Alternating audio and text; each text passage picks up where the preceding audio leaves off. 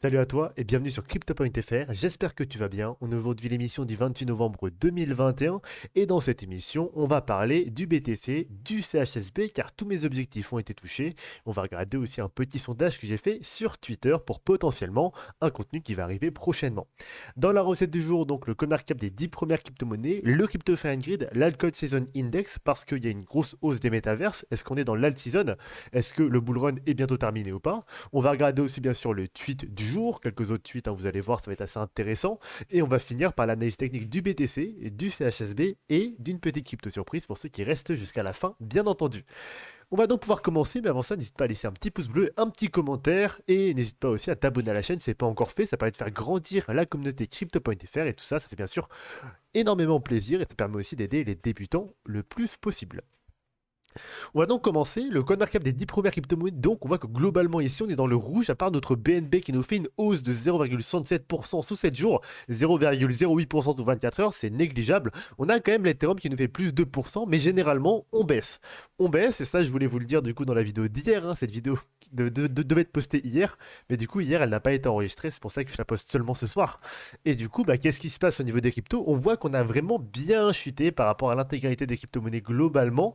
Et on va voir un peu ce qu'il en est et pourquoi on chute. Parce que est-ce qu'on a atteint en fait finalement, on a atteint mes objectifs certes, mais est-ce qu'on a finalement terminé quand même la baisse ou est-ce qu'il y a des objectifs que j'avais pas mentionnés car ils étaient peu probables ou alors dans l'euphorie du moment, voilà, j'ai pas mentionné des objectifs un peu plus bas. On va voir et on va parler de ça ensemble, bien entendu. Le crypto fan grid maintenant, on voit qu'on est retourné dans la peur donc, on était hier dans l'extrême peur, on est retourné dans la peur hier, ce qui est normal, on a eu une légère hausse quand même au niveau des crypto-monnaies, voilà un tout petit rebond qui a permis quand même de remonter ici globalement au niveau de cette peur. Mais voilà, je pense qu'avec la baisse qu'on a connue aujourd'hui, on risque de retourner peut-être dans l'extrême peur ou de stagner à peu près à ces niveaux-là. On attend vraiment lundi peut-être pour une reprise à la hausse, pour enfin un réveil des marchés avec du coup la reprise de la semaine, tout simplement. Au niveau de la season index, on voit qu'on est au niveau de 49, toujours pas dans la season, on n'est pas non plus dans la Bitcoin season, on est à peu près en médiane ici. On attendrait en fait que le Bitcoin remonte, mais que la dominance du BTC baisse pour entrer en altcoin season. C'est pas encore le cas. On va probablement attendre pour ça 2022, je pense, le premier semestre 2022. Pourquoi? Parce que généralement, au mois de décembre, les professionnels préfèrent vendre leurs actifs pour avoir un compte propre à la fin de l'année. Et aussi, bien sûr, il y a en plus les fêtes de fin d'année avec Noël, avec le Nouvel An, etc. Donc globalement, le marché préfère vendre pour profiter des fêtes en famille, tout simplement. Au niveau du tweet du jour, on va voir le Swissborg. Le Swissborg qui a enfin son application en français. Ça date du 25 novembre. Je suis un peu en retard pour l'annonce. Mais voilà, je tenais à le dire parce que je ne l'avais pas mentionné dans mes vidéos dernièrement. Ça fait plaisir pour les francophones. Vous avez aussi un bonus de tête au niveau des référoles. Donc un bonus multiplié par 2. Donc voilà, c'est plutôt cool. D'ailleurs, si tu n'as pas encore Swissborg, hein, bien sûr, je mettrai mon lien de parrainage en description ou alors le code de référol. Je sais plus trop comment ça marche par rapport à ça, je vous avoue. Au niveau du deuxième tweet du jour, on va voir PocMe. PocMe qui avait fait un petit concours avec le 1 million de PocMe que j'avais présenté dans une autre vidéo. Donc vous avez la chance de gagner 1 million de PocMe si vous avez fait un achat de 1000 PocMe ou plus, de 1000 PKN, hein, donc de 1000 Poken pardon, au plus entre le 18 et le 28 novembre. Ça termine ce soir, attention, à 23h59. Donc faites attention par rapport à ça, de bien voir si vous avez fait l'achat ou pas, si vous souhaitez participer. Il n'y aura qu'un gagnant sur tous les wallets, hein, donc vous faites pas trop d'espoir par rapport à ça quand même. Il y a quand même très peu de chances que vous l'avez. Il y aura aussi d'autres récompenses. Donc il y aura 5 Pokumi Egg. Donc ça, c'est des œuvres, des NFT en fait qui étaient donnés aux 1000 premiers holders. Et on a aussi, bien sûr, 10 packs de merchandising. Donc ça, c'est des casquettes, des goodies en fait, finalement, hein, des t-shirts, etc. De Pokemi, du coup, qui vous offriront si vous gagnez. Voilà, donc c'était le petit instant giveaway de Pokemon. Voilà, je tenais à vous le dire parce que c'est bientôt terminé. En parlant de giveaway, bien sûr, il y aura peut-être des choses pour Noël et aussi pour fêter les 1 an de la chaîne, bien entendu, sur CryptoPoint.fr. Je suis en train de réfléchir à tout ça. Et on va maintenant passer à l'analyse, tout simplement. Voilà. On va regarder ensemble le BTC, puis le CHSB. Alors, au niveau du BTC, on voit que globalement, vous voyez, on était vraiment dans une phase haussière là. On est vraiment dans une vague d'impulsion, hein. Même si on baisse à court terme, on est quand même dans une vague d'impulsion. Et on était en train de tracer la vague de 4. Hier, en fait, ce que j'allais vous dire, et du coup, ça s'est déroulé en fait aujourd'hui, hein, c'est que même si on a atteint ici notre zone d'objectif, c'était les 161,8, hein, je le rappelle, pour la CIC, et aussi les 50% de Fibonacci à peu près pour notre vague ici de 2. Voilà, notre vague de 4, pardon, en jaune. J'avais dit que même si on avait atteint les 161,8, il était possible en fait qu'on puisse descendre encore plus bas. Et du coup, je me justifiais par rapport à ça pour une raison. J'avais dit en fait qu'on pouvait descendre, attention, au niveau ici des 50% de Fibonacci. Zone qu'on a exactement touchée, hein. Je ne l'ai pas dit, du coup, vous n'avez pas vu la vidéo d'hier qui n'a pas été tournée, mais voilà, j'avais fait un warning par rapport à ça quand même que on pouvait toucher la zone des 50%, zone qu'on a touchée, donc désolé, vous n'avez pas pu voir ce call hier, et du coup, attention encore par rapport à ça, parce que bien entendu, la zone de 5 doit se faire en 5 vagues. Et du coup, le problème en fait de ça, c'est que bah, ici, la zone de 5, en fait, elle n'est pas en 5 vagues, elle est en 1, 2 et 3 vagues. On pourrait potentiellement se dire qu'on a une 4 et une 5 ici, mais ce serait vraiment avoir une vague de 5 vraiment faible. Donc on attend vraiment ici, soit un retour à la baisse pour venir toucher encore plus bas, qui sait peut-être la zone des 61,8, mais je crois pas ici qu'on va dépasser quand même le sommet de la 1. C'est pour ça que j'ai mis mon objectif de prix maximum au 0,5. Ça nous fait du coup une 5 ici qui est vraiment très très faible si on a terminé la 5 maintenant, et je pense que c'est possible qu'on la termine, comme c'est possible bien sûr qu'on remonte à la hausse. Mais je pense ici qu'on a terminé la 5, que la 5 est en effet extrêmement faible, avec un effet ici de... On dirait que c'est trafiqué, on dirait un pump and dump, hein, mais ce n'est pas ça. Mais voilà, globalement, ça me fait un peu cette impression-là qu'en effet, maintenant, la baisse serait peut-être terminée, vu qu'on a touché cette zone des 50%. Et j'aurais du mal, en fait, de voir un Pokken, en fait, faire toucher, dépasser ici la zone de... Enfin, le sommet de la vague de 1. Pourquoi? Parce que ça voudrait dire, en fait, qu'on partirait ici en leading diagonale. Et dans ce genre de figure-là, c'est quand même des figures de grande envergure, les leading diagonales sont normalement assez rares. C'est possible, hein. Normalement ici, c'est d'ailleurs une vague rose potentiellement. Voilà, globalement, c'est possible, mais vu que c'est des petits pourcentages, c'est pas quelque chose que je vais privilégier, le fait qu'on dépasse le sommet de la 1. Donc on va partir du principe ici que la baisse est maintenant terminée, du coup, et qu'on va remonter petit à petit au niveau du BTC. C'est pas qu'on remonte, qu'on va tout de suite aller au 100 000. Attention, la vague de 5 ici est aussi composée de plusieurs sous-vagues. Il est possible qu'on remonte légèrement, et qu'ensuite, hop là, on descende pendant assez longtemps, tout le mois de décembre, en fait, pour finalement nous tracer ensuite la fin lors du début de l'année prochaine, tout simplement. Donc attention par rapport à ça, certes à court terme on peut remonter, mais encore ce n'est pas tout à fait terminé, je le pense. Au niveau du CHSB maintenant, chose que j'avais dit hier et du coup vous n'avez pas vu non plus, c'était que un peu à l'instar, un peu pareil pardon que le BTC, c'est que en fait la baisse du CHSB ne pouvait ne pas être terminée. Vous voyez ici j'avais rajouté du coup deux petites zones rouges. Zone qu'on a du coup atteint, on était vraiment à ce niveau-là à peu près hier, à la dernière vidéo. Du coup maintenant zone qu'on a atteint la zone 76 et je disais attention, on peut aussi atteindre la zone des 90% et d'ailleurs ça semble être même parti pour. Donc attention par rapport à ça. Il est possible qu'on aille chercher encore plus bas au niveau du Swissborg, la zone des 0,62 centimes, pour venir toucher la zone en fait des 61,8. Voilà, c'est vraiment des lignes qui étaient déjà là, donc je vous dis pas n'importe quoi, c'est vraiment la vidéo que j'avais faite hier, c'est juste qu'elle n'a pas été enregistrée. Je suis vraiment désolé du coup pour les calls qu'on a loupés là. Mais voilà, globalement, on va toucher ces zones-là. Attention, j'avais dit 0,666, mais en même temps, voilà, il était possible qu'on fasse une ligne diagonale comme on est vraiment dans une zone Sion. Voilà, tout simplement. Et du coup, ça vient du coup diminuer bien sûr notre objectif de la 5, hein. Vous le savez, si on vient descendre bas au niveau de la 4, l'objectif de la 5 s'en trouve un peu affecté par rapport à ça. Il est possible qu'on fasse une sorte de 1, 2, 3, 4 et 5. Une 5 qui n'est probablement pas très haute du coup. On va regarder l'objectif de prix de Fibonacci ici. Voilà, on a vraiment une 5 ici, si on atteint la zone des 0,9 ici. Un 5 qui va, je le pense en tout cas, toucher les 208 ici au niveau des 0,89 centimes. Enfin, je disais que c'est pas une grosse augmentation, mais on va quand même mentionner quelque chose d'important parce qu'il y a beaucoup de gens qui disent que le Swissborg stagne. Je tiens à dire juste que si jamais on monte à ce niveau-là, on fait quand même une hausse de 42%, ce qui est plutôt pas mal hein, pour une crypto-monnaie en général. Donc voilà, ça ferait quand même plaisir de monter à cette zone-là. Et du coup, on tracerait notre première une et ensuite un autre 2 en verte, comme d'habitude. Vous connaissez le code couleur. On voit qu'on retrouve quand même du volume au niveau du CHSB. On a quand même une baisse, mais on a quand même énormément de volume, que ce soit à l'achat ou à la vente. On voit des petits bougies vertes, des petites bougies rouges. On a pas mal de volume, que ce soit à l'achat ou à la vente. Pourquoi les gens vendent? Tout simplement parce que il y a beaucoup de gens, et on sent dans la communauté quand même, on sent aussi au niveau des commentaires, au niveau de Twitter, qu'il y a des personnes qui voient que le Swissborg stagne, qui voient que les métaverses augmentent et que d'autres crypto-monnaies font du x100, du x200, et qui préfèrent vendre leur Swissborg pour venir investir dans les autres crypto-monnaies. C'est aussi possible, c'est tout à fait, c'est tout à fait respectable, et vous faites ce que vous voulez de vos fonds, bien entendu. Mais en tout cas, pour ceux qui disent que le Swissborg est un stablecoin, je tiens quand même à mentionner qu'un stablecoin, ici, ne vous ferait pas de pic à pic un moins 25%. C'est juste pas possible. Donc non, le Swissborg n'est pas stable, et c'est quand même quelque chose d'assez volatile. Je le dis bien. Voilà. On a donc terminé cette petite analyse du CHSB et du BTC. C'était vraiment une vidéo de warning ici pour dire attention, on peut atteindre des points bas, on a probablement vraiment pas fini la hausse, la baisse, pardon, et on peut par contre repartir bientôt à la hausse, parce que là, on attend vraiment les dernières zones ici d'objectif de prix. D'ailleurs, ah bah attendez un instant, il semble qu'en daily, on a touché cette zone des 90%, et en 4 heures, on les a pas encore touchés apparemment. En 2 heures, on les a pas encore touchés non plus, donc voilà. Alors, en daily, on l'a touché, mais en 4 heures, on l'a pas encore touché. Donc, on peut déjà peut-être dire, si vous travaillez dans daily, qu'on a touché ces 90% et qu'on peut remonter par rapport à ça. Voilà, on trace quand même ici une death cross. Attention, on peut quand même descendre plus bas que la zone des 90%.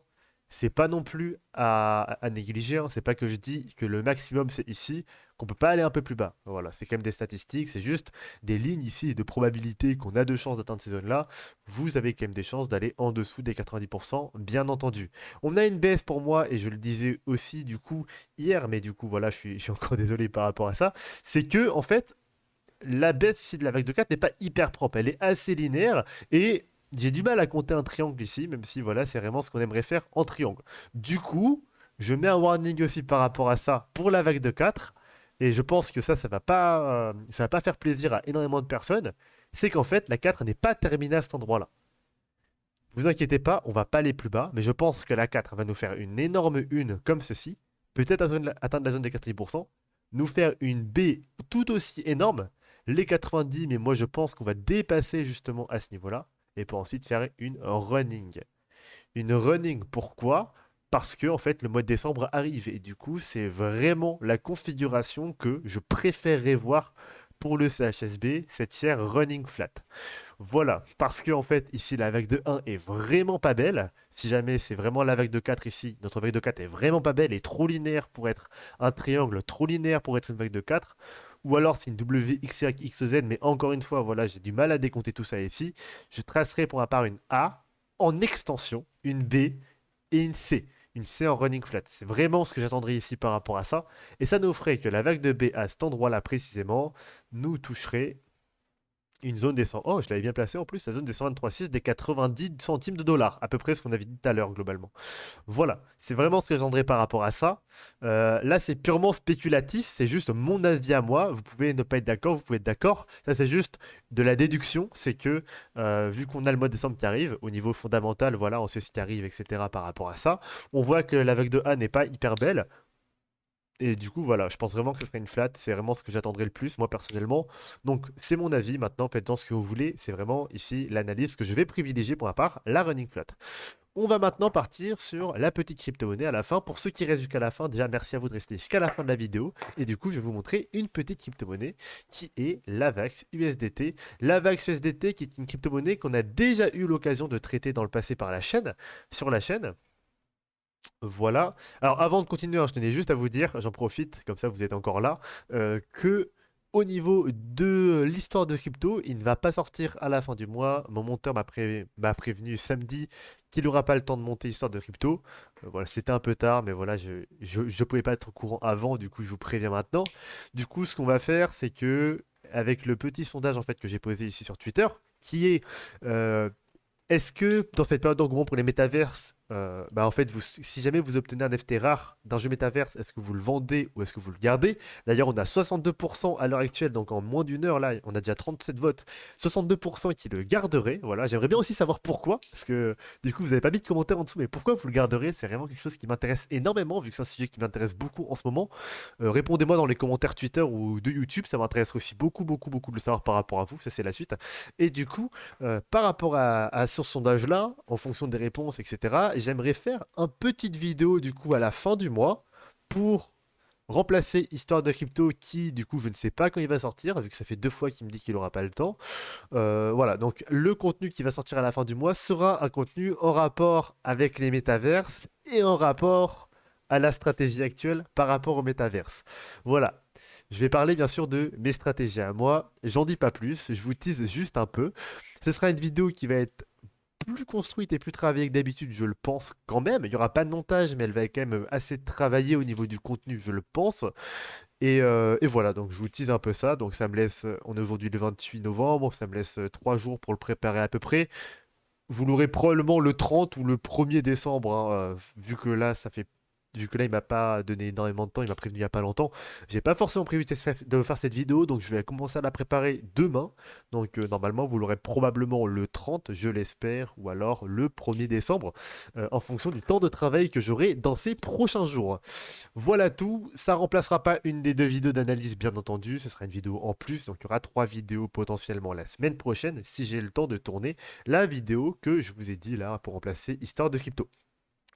Passons maintenant pour l'AVAX. Donc, petite analyse de l'AVAX, qui était du coup une crypto-monnaie que j'avais déjà mentionnée lors du 9 mars 2021, qui était une de mes pépites. J'en avais parlé dans cette vidéo d'excuses partie 1, c'était dans la période où les commentaires n'apparaissaient pas du tout, et j'en avais reparlé plus tard comme une pépite en fait. Pourquoi? Parce que l'AVAX était à ce moment-là à 30 centimes, et dans la charte de l'AVAX, je voyais que la charte pouvait repartir à la hausse. On sait que dans l'histoire ici, l'AVAX était redescendu même jusqu'à 9 centimes, donc c'était pas vraiment le point le plus bas. C'est pas grave, 30 centimes c'était quand même un point assez bas et assez intéressant par rapport au prix qu'on a actuellement. On voit que cette pépite là du coup est montée ici comme prévu et comme on avait prévu déjà le 9 mars 2021.